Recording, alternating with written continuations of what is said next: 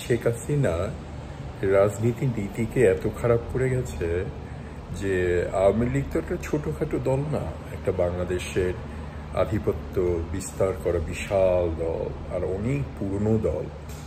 বাংলাদেশের স্বাধীনতার ইতিহাসের সাথে আওয়ামী লীগের একটা বিশাল সম্পর্ক। তো সেক্ষেত্রে আওয়ামী লীগের লোকদেরকে একটা অ্যাগ্রেসিভ দিয়ে তো গেছেই, আওয়ামী লীগের নামটা খারাপ করেছে। আমার মনে হয় দলীয়ভাবে হয়তো অত বিশাল ক্ষতি হয়নি, কিন্তু ক্ষতি হয়েছে আমাদের নতুন জেনারেশন, নতুন নতুন ছেলে মেয়েদের, নতুন জেনারেশনের এদের নীতি থেকে, রাজনীতি থেকে মনটা উঠে গেছে, অ্যাগ্রেসিভ হয়ে গেছে। সেটা ছাত্রদলই করুক আর বিপক্ষে কোনো দল করুক, স্টুডেন্টরাই হোক, যারা বিদ্রোহ করছে, যারা ভাবছে যে যাদের পড়াশোনার করার কথা, ইউনিভার্সিটিতে যাওয়ার কথা, তারা ভাবতেছে আমরা দেশ স্বাধীন করে ফেলেছি।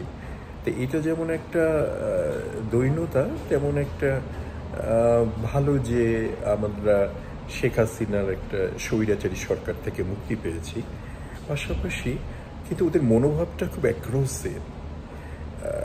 আমি তো কোনো পার্থক্য দেখি না ছাত্রলীগের ছেলেদের সাথে আর এখনকার যেই ছেলেগুলো খুব হম্পাতম্পা করছে, গান গাচ্ছে, মারামারি করতেছে, কারোর মধ্যেই তো কোনো পার্থক্য দেখছি না।